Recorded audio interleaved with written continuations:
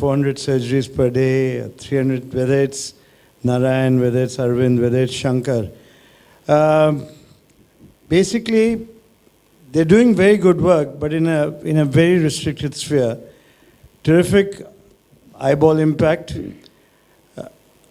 Unfortunately, I think what is one of the drawbacks of a single specialty system is that you are so focused on one area, you cease to detect other medical issues or medical problems. And oncology in the US is now converting into multi-speciality. I think a human being, when he enters an institution, may have a visible problem and an invisible problem, a detected problem and an undetected problem. And I think it is very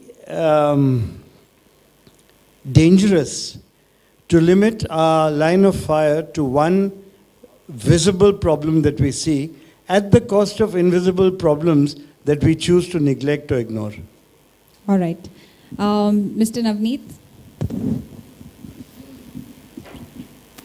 I'd like your opinion, single versus multi-speciality. See, initially, if I'm talking about the scenario of Rajasthan, initially, the medical hub means Jaipur. Now, it goes down to tier 2 city like Jodhpur, Udaipur, Kota, Bikaner.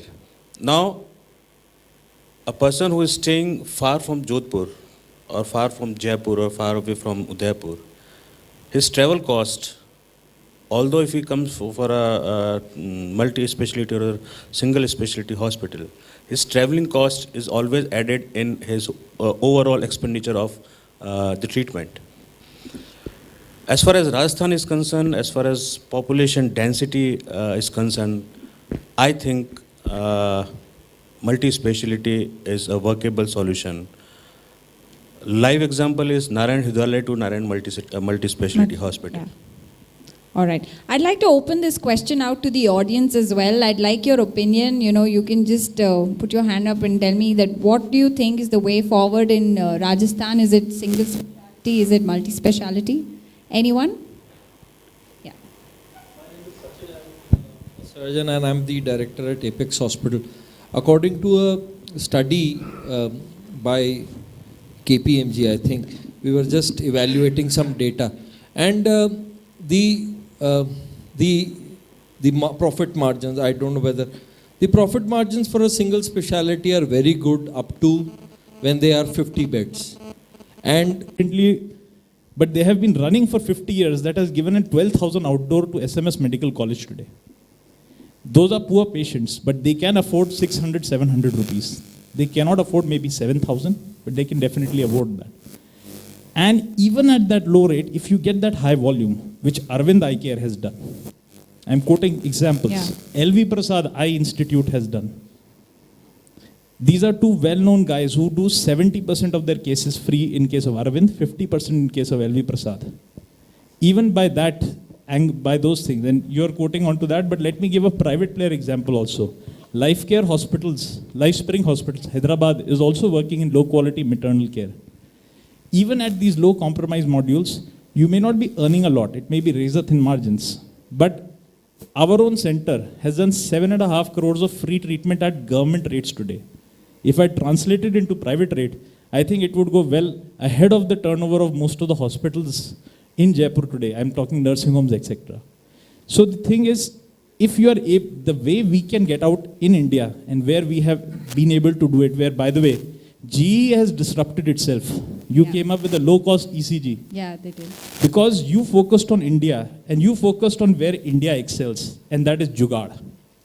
Let's admire our quality. We are Jugadu people who get the work done at a lower cost and at an international quality. Yeah. And I think GE should be celebrated for it, and all the people here, all of us should be celebrated for it. All right. So taking from you, I'd like to ask Mr. Tiwari, what is the role of technology in helping the affordability factor in India?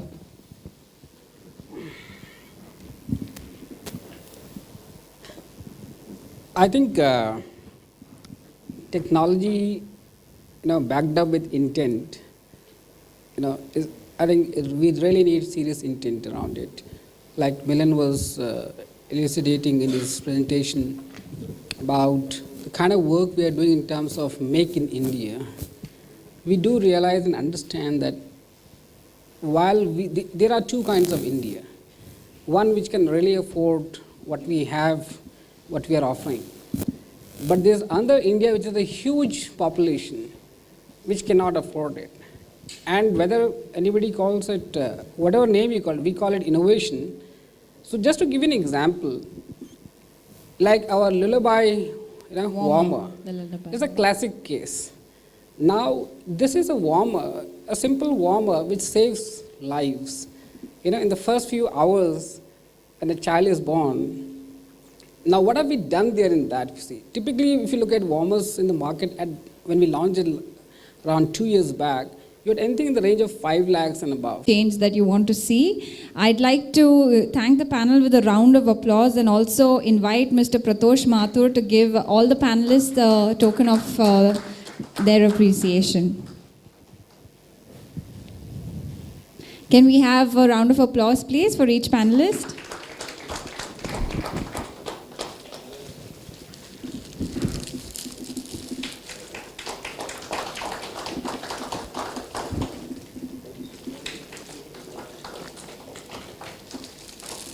I know we are all waiting for the food, but can we please give them a louder round of applause?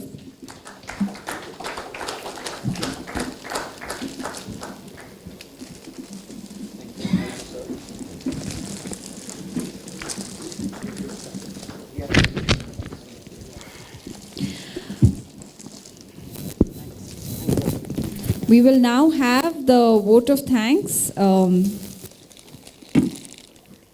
You can take your seat or you can take your seat on the table. Anything is okay.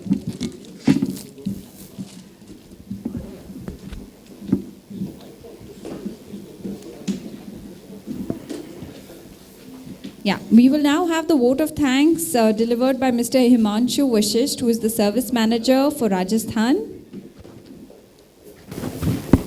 A very sincere thank to all the panel members for their valuable inputs. Thank you all the guests for taking your valuable time and joining us today for making this discussion very fruitful and interesting.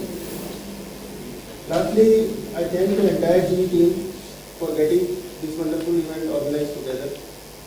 We look forward for more such discussions in the future and your support in our future endeavors.